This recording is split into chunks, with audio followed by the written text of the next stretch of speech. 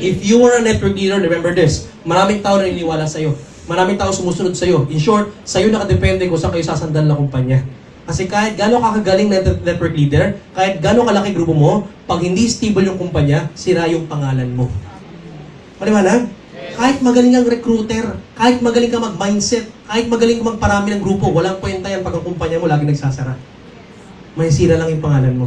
Kaya importante, bago ka magsimula, bago ka bumusok ulit, kailangan alamin mo, anong kumpanya ba? Yung stable, yung tatagal, yung talagang kasandalan ng grupo namin, yung kayang bayaran yung imperyo na gagawin mo. Maliwanag po ba? Ito na ngayon, kaibigan. If you talk about stability, tatlo lang pag-uusap natin para mabilis tayo. Tatlo lang, kaibigan. Very simple. If you talk about stability, three sides of the triangle, kaibigan. Ang kumpanya, itong tatlong to ang dahilan kaya magiging stable. Itong tatlong tinto ang dahilan ba't siya magsasara. Maliwanag? Ano yung tatlong yun, Migo? Number one, kailangan malaman mo kung quality at highly consumable at unique yung produkto. Pakisabi nga, products. Products of a company should be highly consumable para maging stable. When you say highly consumable, dapat na may benta. In short, parang ganito. Pag ang produkto ko Tupperware, ang produkto ko sapatos, tanong, pag bumili ka ng sapatos ngayon, kailan ko ulit bibili? Pag nasira. Are you following?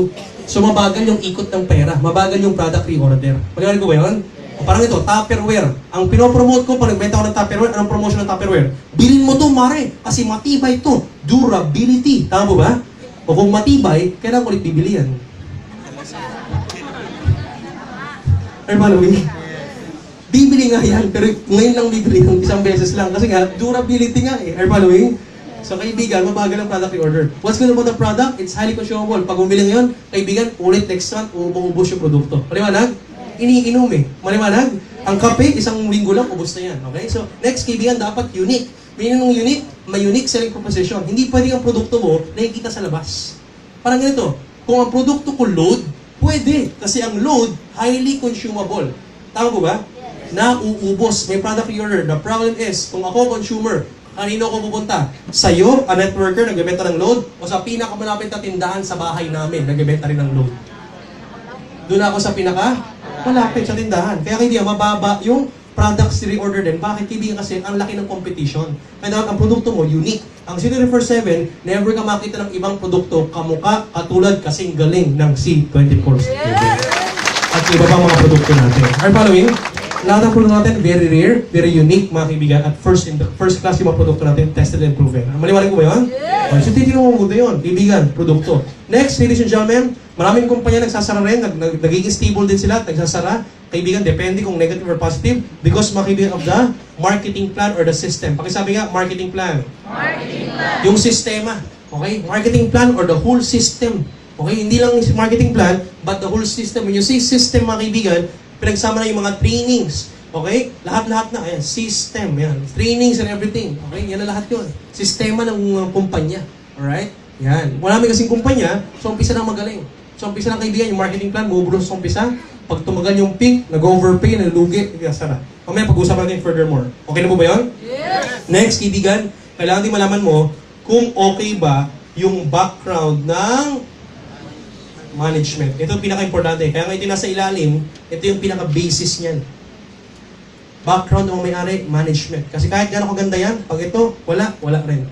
Maraming kumpanya, magandang produkto. Magandang marketing plan. Problema management, nagsara. Are following? Yes. Yung mga may-ari, nag-away-away. Yung mga may-ari, may ibang negosyo, traditional businessman, ginamit yung kita sa ibang business. Paliwanag? Yung iba naman, magandang management, magandang marketing plan, problema, produkto. Kwenta produkto. Basta may masabing produkto lang. Problema, pag walang kwenta produkto, walang bumibili ng produkto. Recruit lang, tao-tao lang.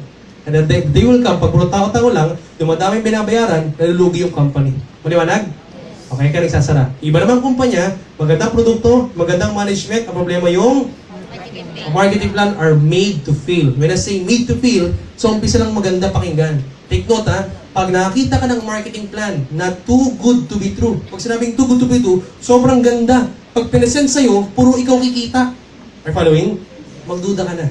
Pag tumingin ka ng marketing plan, pag network leader ka, huwag mong hanapin yung ikaw lang kikita. Ang unang mong hanapin, paano kumikita? Yung company. Yung kumpanya, paano kumikita? Kasi pag ang company na po ang hindi kumita, hindi na po tayo lahat magkikita-kita. Tama.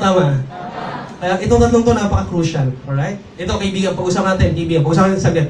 Ano ba yung produkto ng AIM Global? Ito, pag-usapan natin, kaibigan. Tanong, maganda ba produkto ng AIM Global? Yes! Maganda. Maganda.